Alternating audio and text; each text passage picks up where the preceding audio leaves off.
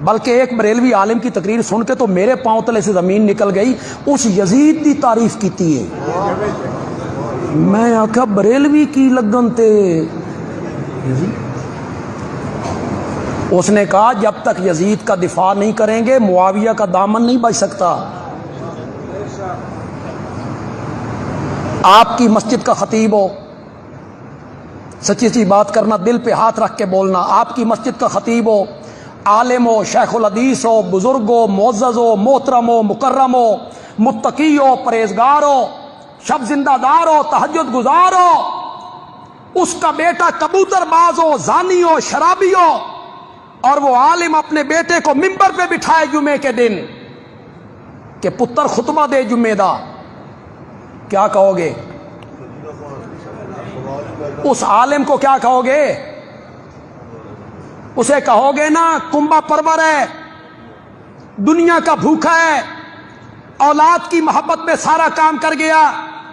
اگر آج کوئی متقی عالم ممبر پہ اپنے زانی بیٹے کو بٹھاتا ہے تو لوگ اس کو برا بھلا کہتے ہیں.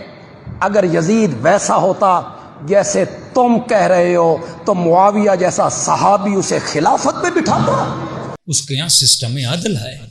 یعنی آپ یہ سوچیں جس قوم کے جوان کا رول ماڈل یزید بن جائے, یہ فساد پھیلا رہے ہیں نا, کہ وہ تربیت جو رسول خدا نے, ایک جوان وہ ہے جس کا رول ماڈل ہے محمد مصطفیٰ, جو فرماتے ہیں بعثت لأتمم مکارم الاخلاق, اے مسلمانوں میں اس لیے مبعوث ہوا تاکہ تجھے با اخلاق بناؤں.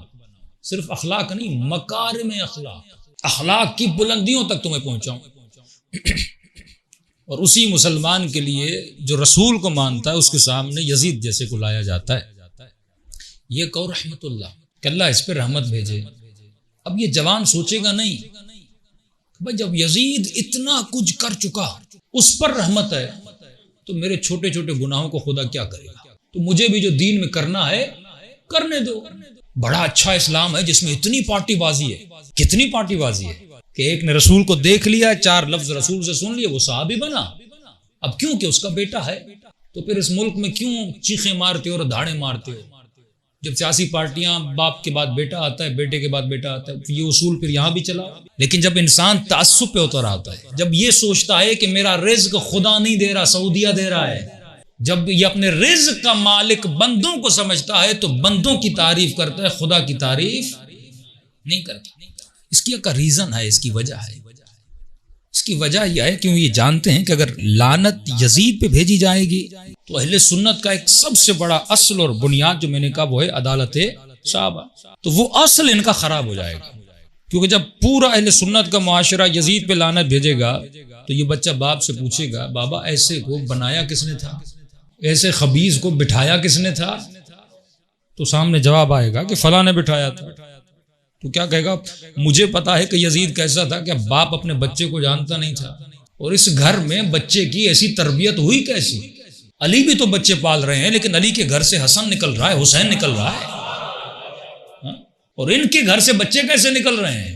باپ دیکھو کیسا, دادا دیکھو جس نے 70 نبی کے صحاب کو شہید کیا, دادی دیکھو جس نے جناب سید الشہداء کے جگر کو چبایا. تو یہ باتیں نہیں چاہتے کہ سامنے آئے, کہتے ہیں یہیں پر سد الباب کر دو, اگر تم نے یزید کو چھیڑا تو باپ بھی چھیڑا جائے گا, تو تمہارا اصل خراب ہو جائے گا.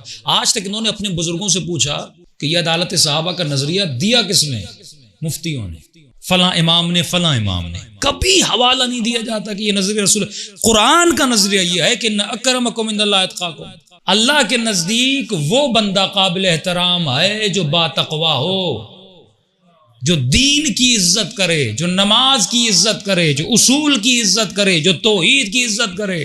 اور بیدار لوگ یہ سوال کرتے ہیں, سعودی عرب کی ٹی وی تھی اور وہ یہی دفاع کر رہا تھا کہ نہیں ان کی آپس میں رشتہ داریاں تھیں اور یہ تھا ان کا آپس کا جھگڑا تھا, تم دونوں کو بولنا نہیں چاہیے اور اس کی وجہ سے ہمیں کہنا نہیں چاہیے. اگر یہ کہو گے کہ اگر یزید نے حسین ابن علی کو شہید کیا تو پھر جنگ جمل کے لیے کیا کہو گے, پھر جنگ صفین کے لیے کیا کہو گے, وہاں پر بھی تو قتل ہوا تھا, معاویہ نے جناب عمار کو قتل کیا. کہ مولانا آپ نے سمجھا دیا, جو لفظ استعمال کرتے ہیں 2 شہزادے تھے, وہ بھی صحابی کا بیٹا, وہ بھی صحابی کا بیٹا, تو ہمیں ان کے معاملے میں پڑھنے کی ضرورت نہیں ہے. کہ مولانا بالکل صحیح کہہ رہا ہے, ہم کربلا میں نہیں پڑھتے.